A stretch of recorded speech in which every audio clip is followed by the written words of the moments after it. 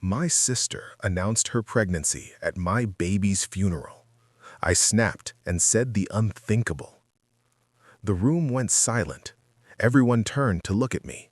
My sister stood there, one hand on her belly, beaming with joy, while I held my daughter's funeral program with trembling fingers. And that's when I said the words I can never take back.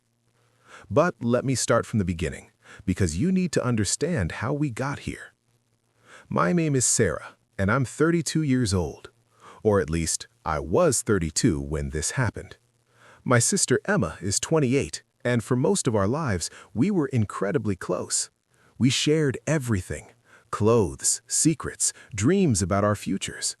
We used to joke that we'd have kids at the same time so our children could grow up together, just like we did. I met my husband Derek when I was 25. He was everything I'd ever wanted. Kind, supportive, with this gentle way of making me feel like I was the only person in the room. We got married 2 years later in a small ceremony where Emma was my maid of honor. She gave this beautiful speech about how she'd never seen me happier and how she knew Derek was the one because he loved me the way I deserved to be loved. Emma met Jason a year after my wedding. He was different from Derek. Louder, more ambitious, always chasing the next big thing. But Emma loved that about him. She loved his energy, his confidence. They got engaged 6 months later and married within the year. It felt like everything was falling into place for both of us. Derek and I started trying for a baby right away. We were ready. We had the house, the stable jobs, the life we'd built together. But month after month, the pregnancy tests came back negative. 1 year turned into 2. 2 turned into 3. We saw specialists, went through tests, tried different treatments. The doctors used words like unexplained infertility, which somehow felt worse than having an actual diagnosis. Emma got pregnant naturally 6 months into her marriage. I want you to understand something. I was happy for her, truly, genuinely happy. Yes, it hurt. It hurt in a way I didn't know was possible, watching her get the one thing I wanted so desperately. But she was my sister, and I loved her, and I was determined to be there for her. I threw her baby shower. I helped her paint the nursery. I bought way too many tiny outfits because even though my heart was breaking, I wanted to be the aunt I'd always dreamed of being. Emma would call me crying about pregnancy symptoms, and I'd listen and offer advice, even though every conversation felt like salt in an open wound. She had a healthy baby boy. She named him Tyler. He was perfect. Meanwhile, Derek and I started IVF. It was expensive, physically exhausting, and emotionally draining. The hormones made me feel crazy. I gave myself shots in the stomach every day. Every appointment felt like holding my breath, waiting to see if this time would be different. The first round failed. The second round failed. On the third round, I got pregnant. I cannot describe the joy, the absolute euphoria of seeing those 2 lines. Derek cried, I cried. We held each other in the bathroom for 20 minutes, just repeating, "It's happening, it's finally happening." We waited until I was 12 weeks along to tell anyone. We'd learned to be cautious with our hope. When we told Emma, she screamed with excitement. She hugged me so tight and said, "Finally, our kids are going to grow up together." Tyler was almost 2 by then, and the age gap didn't matter. We were going to be a family with children who'd have cousins to play with, to grow up with. I loved being pregnant. Every kick, every flutter, every ultrasound picture. We found out we were having a girl and named her Lily. Derek would talk to my belly every night before bed, reading her stories and singing ridiculous made-up songs. Emma threw me a beautiful baby shower. She kept saying how excited Tyler was to have a cousin, even though he didn't really understand. Lily was born at 37 weeks. She was small but healthy. Perfect little fingers and toes, a full head of dark hair like Derek's, and these alert eyes that seemed to take in everything. The first 2 weeks were hard, in the way all new parent experiences are hard. No sleep, constant feeding, learning how to interpret different cries. But we were so happy. Emma came to visit with Tyler. She held Lily and cooed over her. She took pictures of Tyler meeting his baby cousin, even though he was more interested in the hospital vending machine than the baby. Everything felt right. Everything felt like it was finally coming together. Lily was 3 weeks old when she stopped breathing. It was a Friday morning. I'd gotten up to feed her at 6. She'd eaten well, and I'd burped her and changed her and put her back in her bassinet. Derek and I had fallen back asleep. When I woke up 2 hours later to her silence, I remember thinking how nice it was that she was sleeping well. She wasn't sleeping. She was gone. The next hours were a blur of screaming and paramedics and Derek doing CPR while I called 911. The hospital, the doctors, the words sudden infant death syndrome, SIDS, the thing you hear about but never think will happen to you, the thing where a perfectly healthy baby just stops breathing for no reason anyone can explain. They let me hold her one last time. She looked like she was sleeping. I kept waiting for her to open her eyes, to cry, to do something.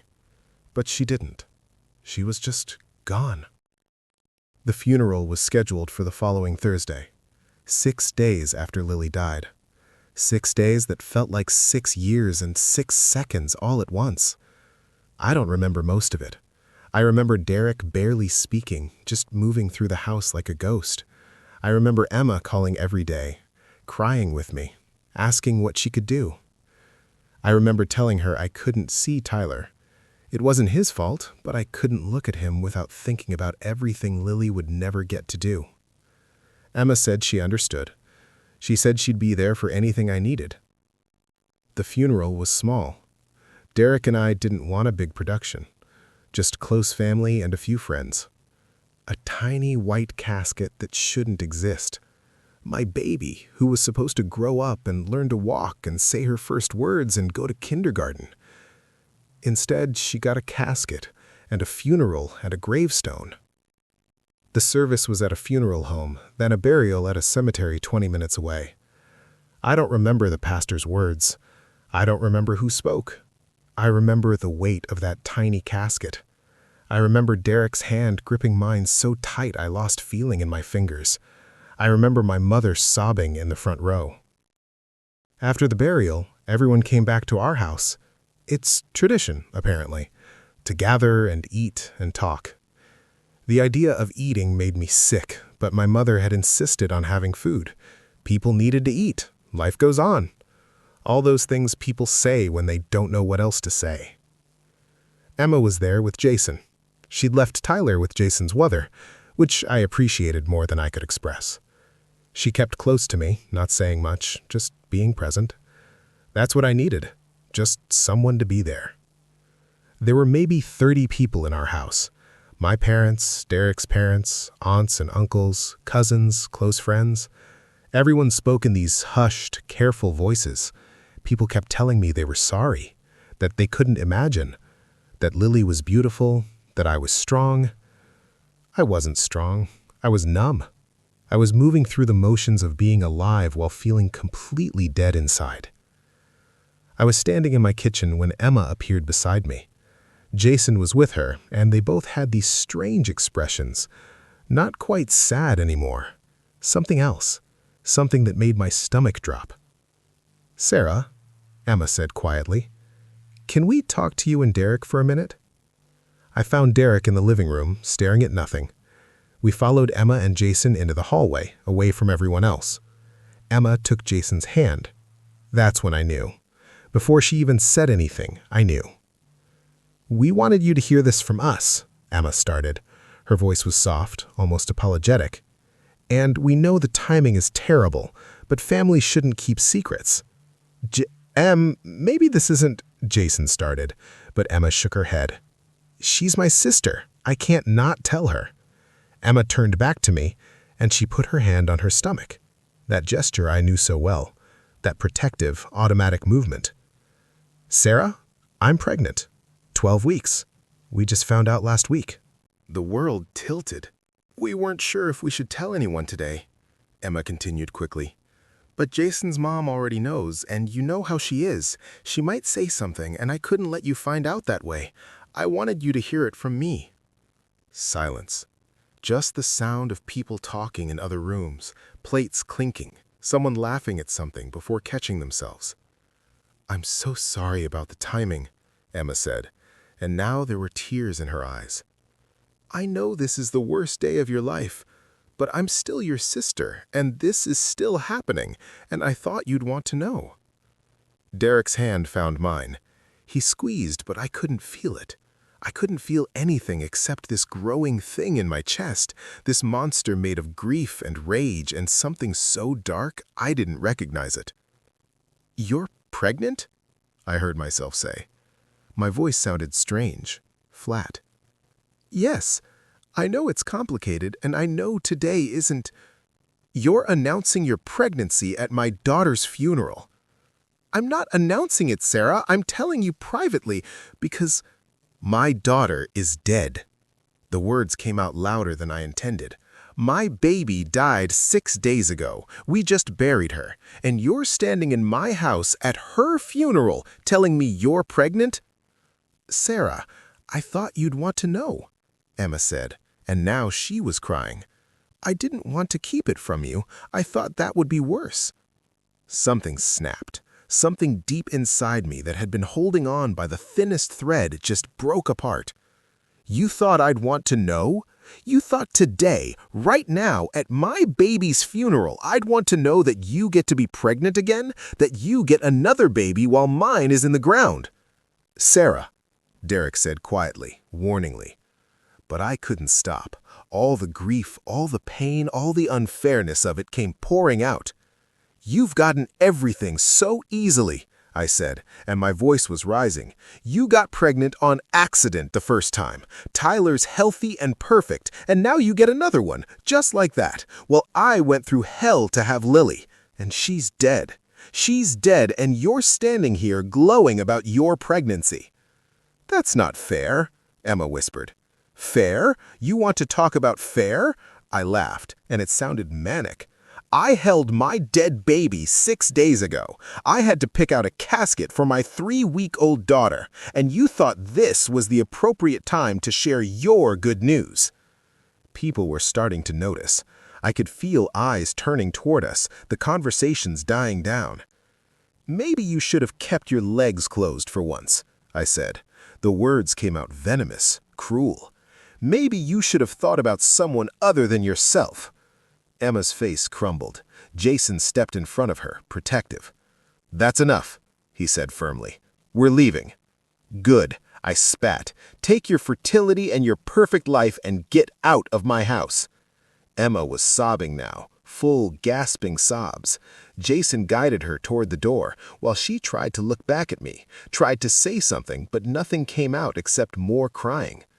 My mother appeared, horrified. "Sarah, what happened?"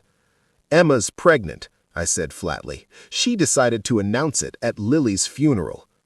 "I didn't announce it, Sarah. I told you privately, because—" "My baby died," I repeated.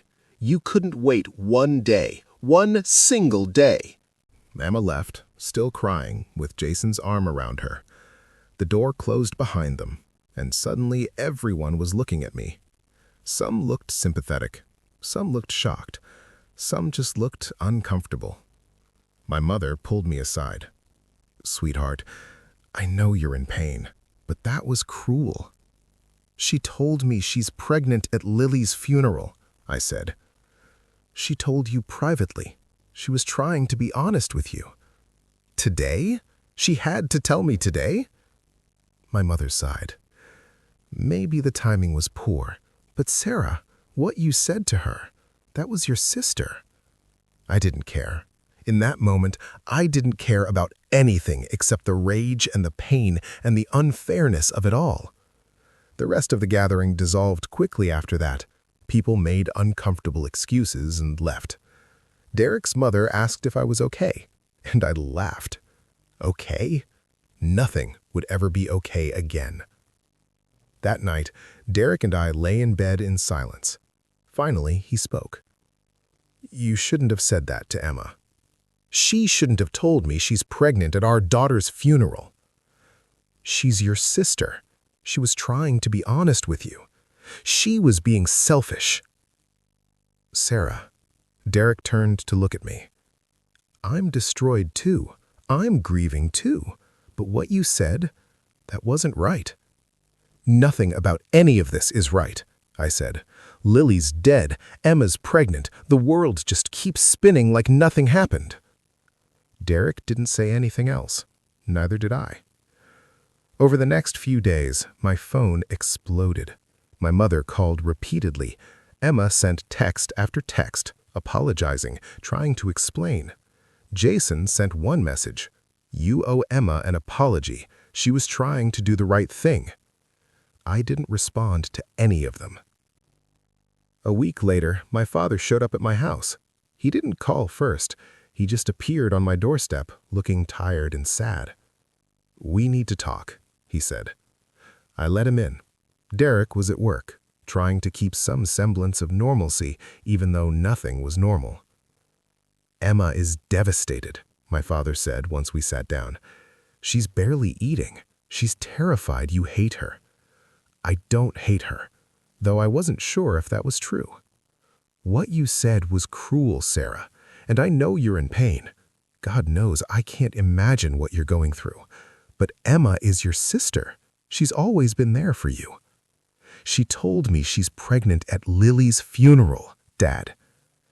She told you privately because she didn't want you to hear it from someone else. She agonized over whether to tell you. She and Jason fought about it. She was trying to do the right thing. The right thing would have been to wait. How long? My father looked at me intently. A week? A month? When would have been the right time? She's going to start showing soon. You would have found out eventually. Would finding out later have been better? Would you have felt less betrayed? I didn't have an answer for that. Your sister loves you, my father continued. She's been crying for a week. She's pregnant and stressed and devastated that she hurt you. I know you're in pain, but Emma didn't cause that pain. Life did. This horrible, unfair situation did. Emma didn't get pregnant at you. It feels like she did, I whispered. I know, and that's the grief talking. But Sarah, you said something unforgivable to her, and if you don't fix this, you might lose your sister permanently. He left after that. I sat alone in my house, in the nursery we'd prepared for Lily that now sat empty, and I finally let myself think about what I'd said.